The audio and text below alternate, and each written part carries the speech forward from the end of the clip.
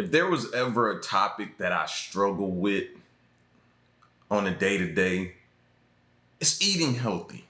Eating healthy for several reasons. I struggle with it.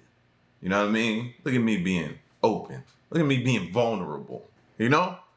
We're going to get into a video today that's probably going to hit a nerve for some people.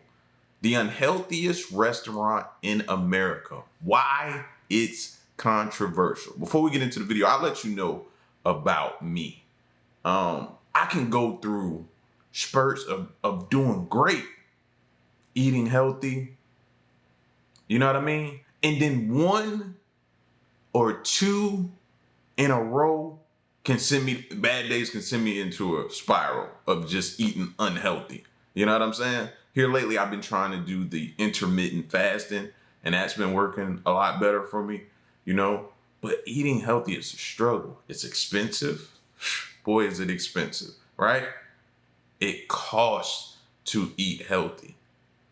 And then you still want to, I don't know, man, eating sometimes is just, it's a fulfillment of the joy in the food. And sometimes that healthy food don't give you that joy. So I'm going to talk throughout the video about my struggles, and maybe some of y'all can relate, and maybe I can relate to y'all's struggles. So we're going to get into this video. If you're new, you know what to do. Hit that subscribe button. Join the family. Let's check this out. When John Basso first opened the Heart Attack Grill, he had no idea that serving the world's unhealthiest menu would come with so much controversy, countless lawsuits, an avalanche of bad press, and multiple heart attacks on the premises. Prior to opening the Heart Attack Grill in 2005, Basso owned 3 different exercise gyms over a 12-year period, where he had advised clients on their dietary and exercise needs, as well as on tech. Wait. So he was a gym owner and transitioned from that to the Heart Attack Grill? I briefly remember this because I think we did a reaction on it, and it was insane. I think they had like a scale in there and some other things that happened if you completed this. It was heavily promoted, but at the same time, I remember it being brutally honest for telling you what you were getting into when you went there to eat. Techniques of caloric reduction. However, he felt this was an untruthful line of work, stating, "It's disgusting because you're promising people things that are outside their genetic possibility. Instead of being a slimy, crooked, dishonest peddler of health and fitness services, I would actually launch a hamburger concept that would be absolutely honest, and that's the only guiding principle." Hey, this is bad for you, and it's gonna kill you. The first Heart Attack Grill in Arizona featured a front door sign reading, "Caution, this establishment is bad for your health," before they'd later add cash only because you might die before the check clears. Inside, they'd proudly display the catchphrase "taste worth dying for." However, the most insane piece of signage was without a doubt this, reading, "Anyone over 350 pounds eats for free all day, every day, unlimited," with the only rules being no taking food to go, no sharing with others, and does not include beverages, although this wasn't the only unlimited service offered by the restaurant. Instead of a salad bar, there's a... Now, herein lies the controversy right here. Right here. He's being brutally honest about what you're walking into. It's kind of like holding up the mirror to you and saying, listen, if you like what you see, enter in here at your discretion and do what you want to do. You're grown. It's pretty much telling you you're grown. You're going to make this decision, and you know the consequences. And just in case you don't, we're going to tell you, this is bad for you. This can end bad for you eating for hair, and you still do it. At that point in time, is he the bad person? an all-you-can-eat flatliner fries bar. To serve the free meals, Basso took a tip from Hooters by hiring a bunch of sexy nurses, with a theme of honesty also extending into the job application process, with questions such as whether the applicant has an innie or outie belly button, who would they have a hot one-night stand with, their opinion on certain conspiracy theories, and a comment stating, "No one gives a damn about your academic achievements, but if you want to bore us with them, go right ahead." As the head of the restaurant, John spends every day dressed as a doctor, stating, "We promote nicotine, alcohol, caffeine, fat, cholesterol, sodium, all the building blocks of a quality, healthy, good time, with these insane statements leading to his first appearance on a local news station. There is a restaurant in Tempe where the food is so rich they call their big burger the quadruple bypass. Not everybody thinks that's funny, least of all the Arizona Board of Nursing. The news story then stated that the American Nursing Board had received 5 or 6 complaints about them calling their waitresses nurses. However, 5 or 6 complaints was a small price to pay, given the story was basically free advertising. All right, so if you want a bypass, of course the good kind, now you know where to go. It's called the Heart Attack Grill. This then turned into further news coverage, where John explained the other ways in which the restaurant might kill you. We don't do Diet Coke. We don't do light beers. We don't even provide lettuce on our burgers. With the unique approach beating all. Again, him being honest. And I'm only speaking from my perspective, because if I chose to go to that restaurant, I have nobody to blame if something happened to me but myself. I can't blame him. He put all the disclaimers up front, and I chose to look past them. So I can't really be mad at him, even though we can sit back and say he's putting the product out here in front of us and he's enticing us. It's sort of like entrapment. It's entrapment. Look at it this way. If he was a politician, to which he should run for politics, because he's more brutally honest than the politicians that we vote for. Is that not our biggest complaint with politicians? They lie, they lie, they lie. They constantly lie to us. He just told us the truth and said, choose red pill, blue pill. All of their competitors. John, this is creating a firestorm. I have a feeling this is just what you wanted. Well, I can't say that I don't enjoy the publicity. It definitely does pack the seats in the restaurant. We've been so lucky as of recently, our web traffic exceeds McDonald's.com. After noticing that media stories help the business grow, that attempt to set the Guinness World Record for the world's unhealthiest burger, achieving such with the 9,982 calorie quadruple bypass burger, although this gluttonous piece of food would be served with a side of tragedy.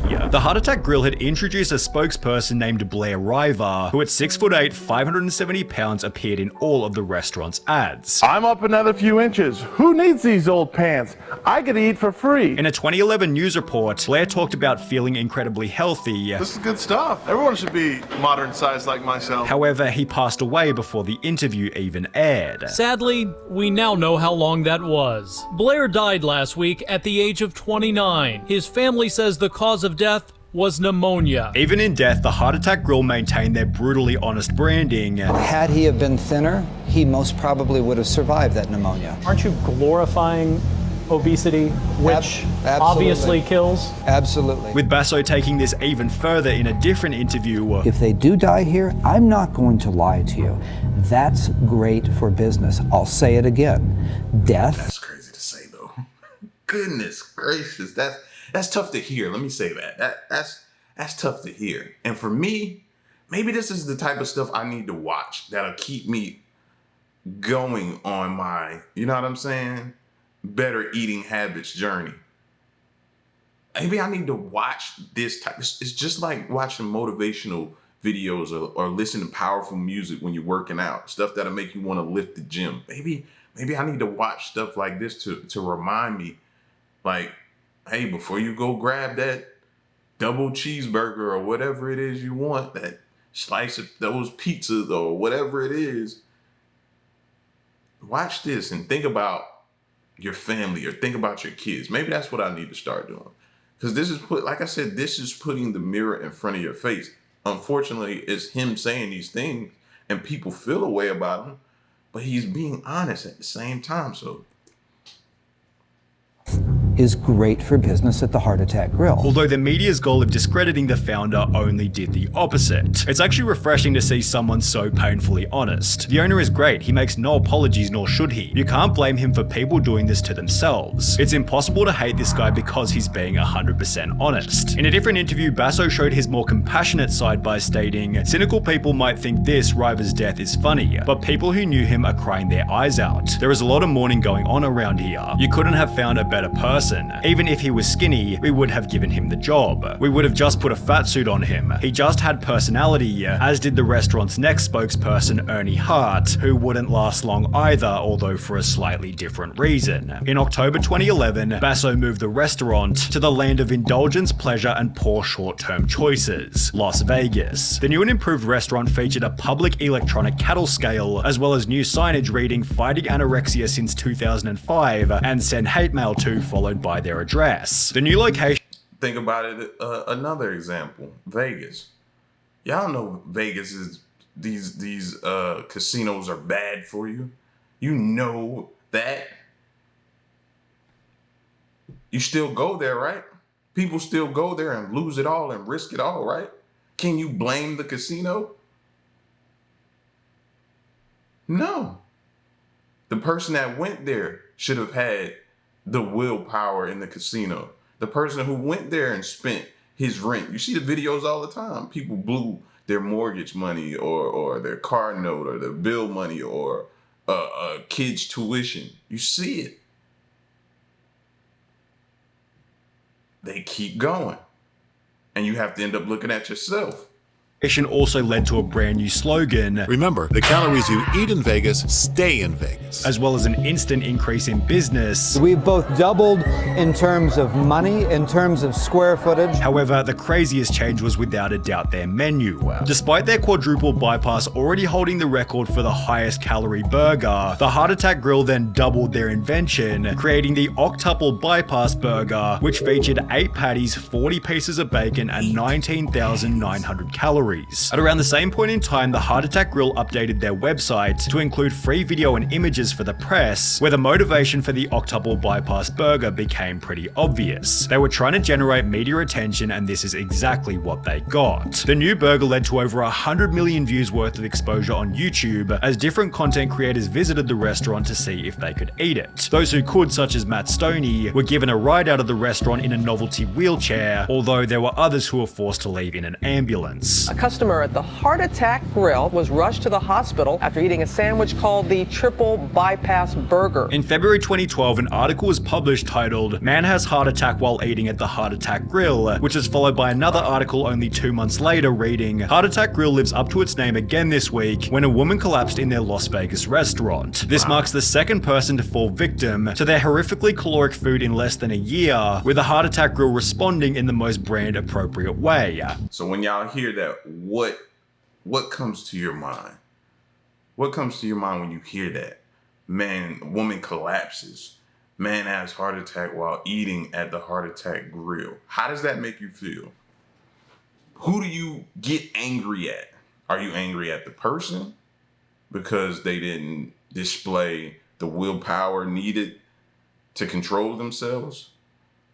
Are you angry at the owner for continuing to promote, display, welcome in, transcend with new and bigger and higher calorie burgers? Are you mad at him or are you mad at the person? It's a tough decision to make, you know? At what point I think it still boils down to accountability. Who do we hold accountable?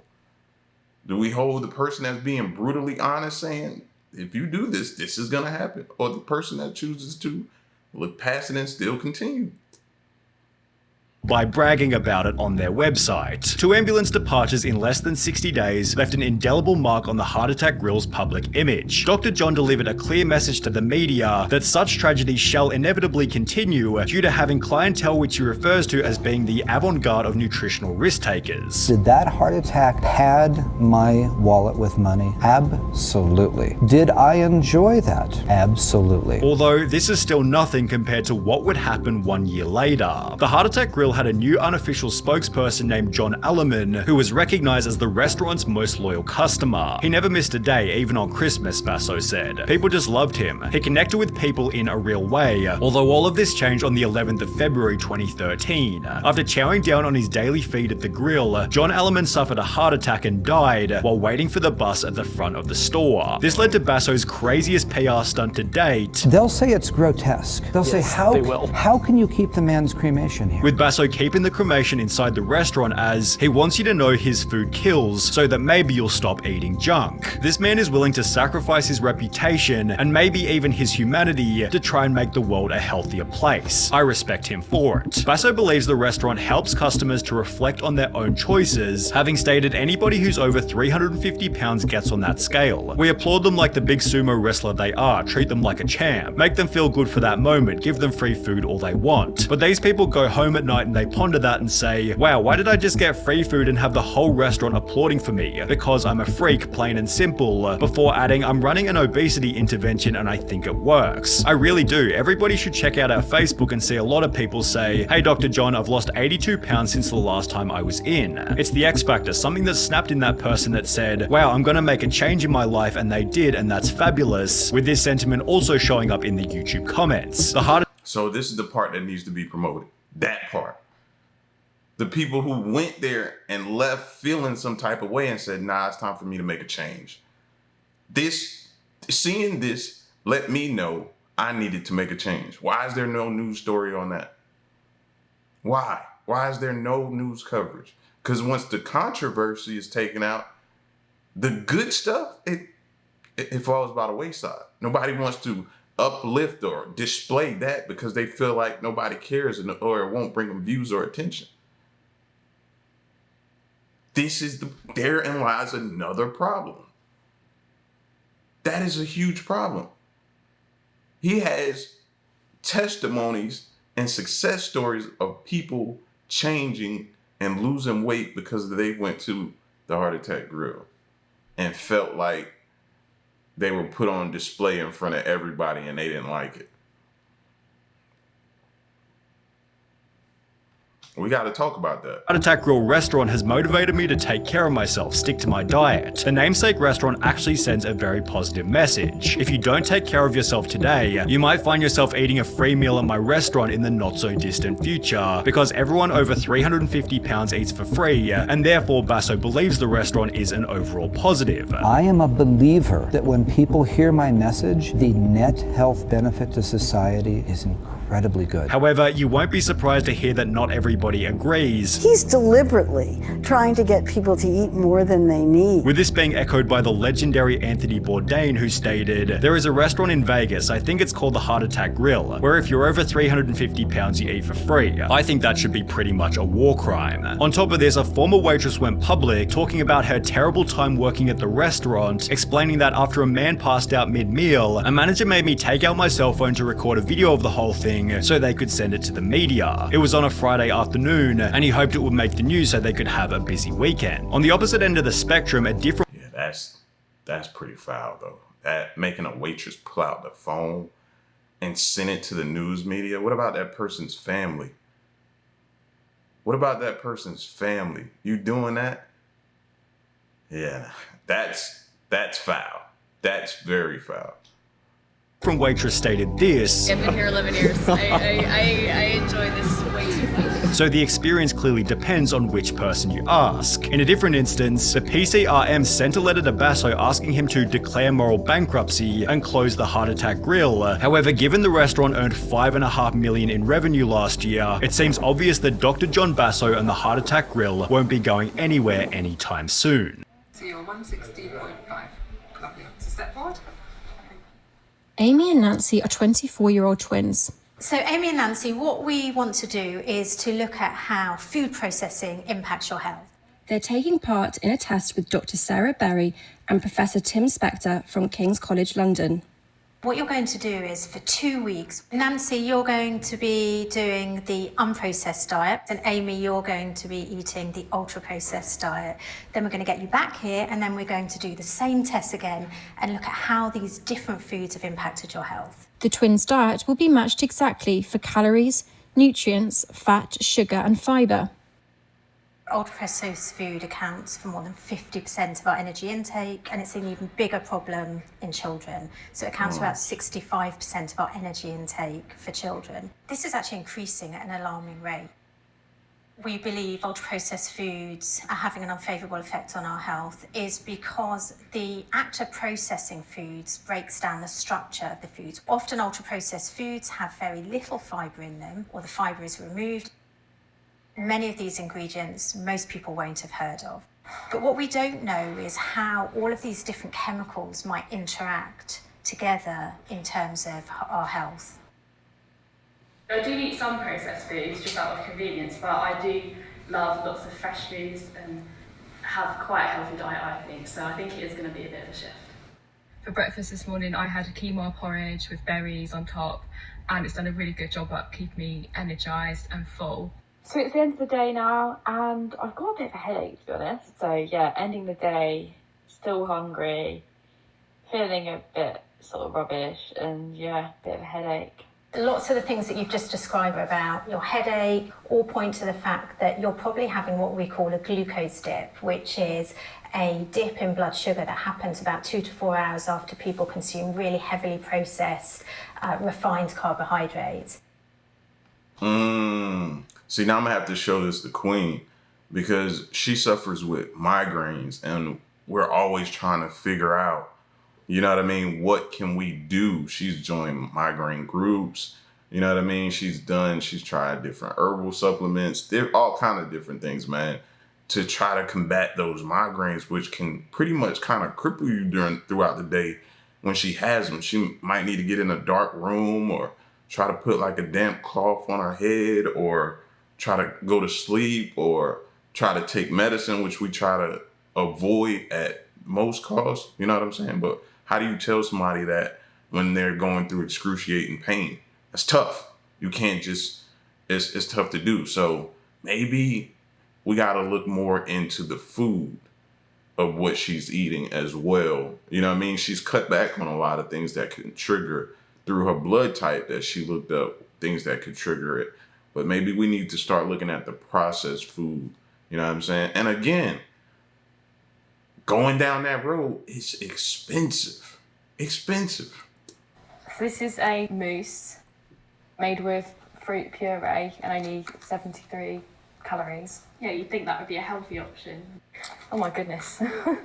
Pork gelatin, glucose fructose syrup, acidity regulator, citric acid, sodium hydroxide, modified maize starch.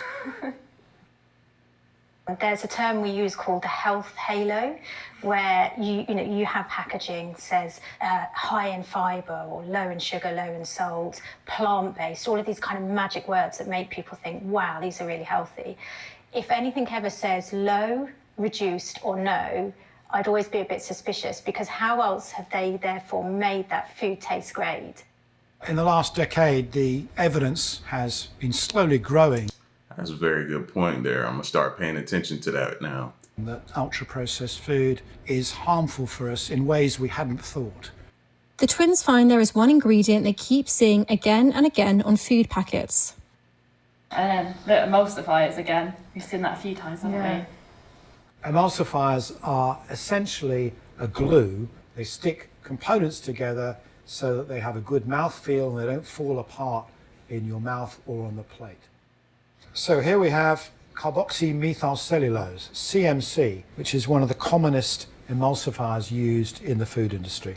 And I'm just going to demonstrate what happens when you just add water to it, and it very rapidly becomes like a glue. The food industry uses around 60 different emulsifiers to enhance the appearance, texture and shelf life of ultra-processed foods. Some are naturally... So how does our body break those emulsifiers down? That's my question. ...occurring. Others are chemically produced. It's found in an incredible number of our foods, and they are potentially harmful. Dr. Mathilde Touvier is leading one of the world's biggest studies into food additives, publishing regular reports based on the health and eating habits of 174,000 people. She's been looking at emulsifiers' long-term impact on health. the BBC has had exclusive access to the early results. They're yet to be verified by peer review, but she says they're concerning. We observed significant associations between emulsifier intake and increased risk of cancer overall and breast cancer notably, but also with cardiovascular diseases. In England, Wales and Northern Ireland, food safety is regulated by the Food Standards Agency, the FSA. It says it's about to launch a public consultation on some emulsifiers. A spokesperson for the Food and Drink Federation said, "Food manufacturers take the health of consumers and safety of the food they produce seriously and adhere to the strict regulations. In the UK, all additives are independently and rigorously assessed to safety by the Food Standards Agency before they can be used in food." The results of the twins' test are now in. Amy, you were on the ultra-processed food diet. Your results were really quite different to your sisters. They were far worse. Your blood fat levels actually went up. Your lipids, which are markers of heart disease, they were increased. Your blood sugar was noticeably worse. You actually gained weight, nearly a kilogram, and you actually lost weight. It's a bit scary, isn't it, after only 2 weeks to see those sorts of results? So just imagine what that would be. Right, exactly. Imagine over time, over years, decades of just poor and terrible eating, processed, emulsifiers, whatever. That's tough on your body over time. You know what I'm saying? We got to figure this out. But they got to meet us halfway with the price. I'm going to keep saying that. They got to meet us halfway with the price, bro. Especially with inflation. Over 20 years. After just 2 weeks of the test, the impact of Amy's ultra-processed diet will be fully reversible. But the results are in line with a growing body of evidence linking chemical additives and ultra-processing to serious health consequences. We already have the most obese children in Europe. That means more type 2 diabetes, more cancers, more heart disease, more misery, more mental illness. This really is a future time bomb. There are now dozens of scientific studies warning of the dangers of diets high in ultra-processed food. The twins' test showed the potential impact these foods can have on you in just 2 weeks. Esme Stallard, BBC News. Listen, man. I can't wait to see what y'all have to say in response to the heart attack girl. I know it's gonna be two viewpoints. You know, some people who are like, yo, he's wrong for that, and some people are gonna be like, no, he's honest. I want to see y'all's response and your thoughts about that whole controversy there. All right, put it in the comment section and stick around and stay tuned. Till next one, I'm gone. Peace.